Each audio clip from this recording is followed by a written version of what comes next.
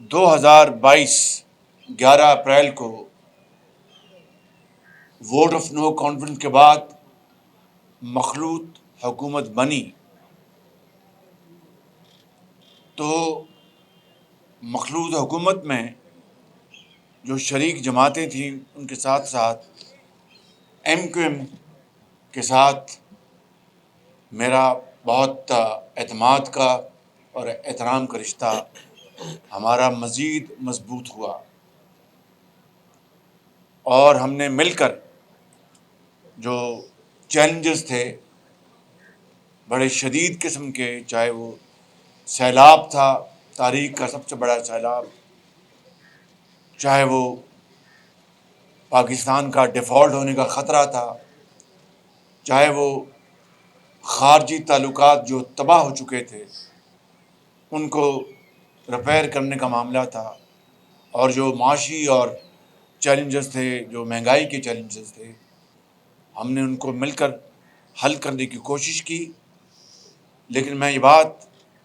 بلا خوف تردید کہنا چاہتا ہوں کہ ایم کیو ایم کے ساتھیوں کو میں نے انتہائی پرجوش پایا، اور معاملات کو طے کرنے میں خلوص دل کے ساتھ ان کی جو تعاون تھا، میں نے پہلے بھی اس کا شکریہ ادا کیا، مگر آج پھر میں یہاں پر پبلکلی اس کا اظہار کرنا چاہتا ہوں۔ ہم نے اس الیکشن کے نتیجے میں اس طرف ہم نے سفر کا آغاز کرنا ہے، ترقی اور خوشحالی کا، امن کا، پاکستان کو اس کے کھوئے مقام کو واپس دلانے کا، پاکستان کو اس خطے میں ایسے ممالک جو ہم سے کوسوں میل پیچھے تھے آج ہم سے آگے چلے گئے، ایک بڑا ایک حادثہ ہے، یہ شومی قسمت ہے ہماری۔ لیکن جب قوموں میں اس طرح کے چیلنجز آئیں، اس طرح کے کٹھن مسائل آئیں، چیلنجز آئیں، تو پھر قوم وہی زندہ رہتی ہے جو ایک ہونے کا فیصلہ کرتی ہے، یکجاں دو غالب ہونے کا فیصلہ کرتی ہے، اور یہ دل کی اتھاہ گہرائیوں سے فیصلہ کرتی ہے کہ ہم اپنے اختلافات کو ختم کر کے اس سے بالاتر ہو کر اپنی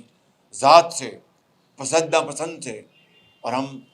اس ملک کے کروڑوں عوام کی خوشنودی، ترقی اور خوشحالی کے لیے ہر چیز وقف کر دیں گے۔ میں سمجھتا ہوں کہ یہی وہ واحد راستہ ہے جو پاکستان کو، اور یہاں پر جس جگہ میں کھڑا ہوں اس شہر میں لاکھوں لوگ ہجرت کر کے آئے، اور راستے میں ان کے پیارے شہید ہوئے، ماں اور بہنوں کے آنچل پھٹے، بڑی قیمت ادا کرنی پڑی۔ حضرت قائد نے جو خواب دیکھا تھا، لاکھوں لوگوں نے جام شہادت نوش کیا، تب پاکستان مارز وجود میں آیا۔ آج 76 سال بعد بھی اس شہر قائد میں ہم کھڑے ہیں، دل پہ ہاتھ رکھ کے بتائیں کہ کیا ہم نے اس خواب کی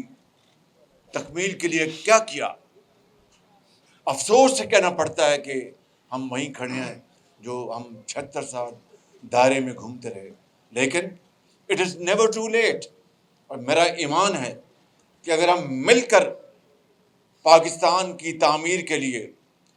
پاکستان کی ترقی کے لیے، 22 کروڑ عوام کی خوشحالی کے لیے،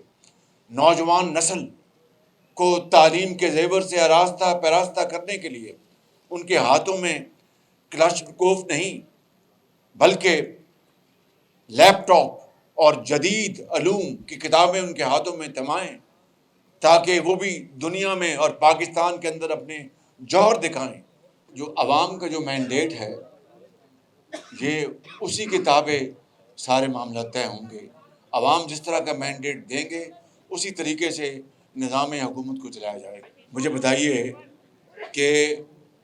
لاڈلا وہ ہوتا ہے جس کو اس کے سامنے اس کی بیٹی کو گرفتار کیا جائے؟ لاڈلا وہ ہوتا ہے جس کو جو 3 دفعہ وزیر اعظم بنا اس کو ہتھکڑیاں لگا کر اس کو اپنا پوری دنیا کے سامنے رسوا کیا جائے؟ لاڈلا وہ ہوتا ہے کہ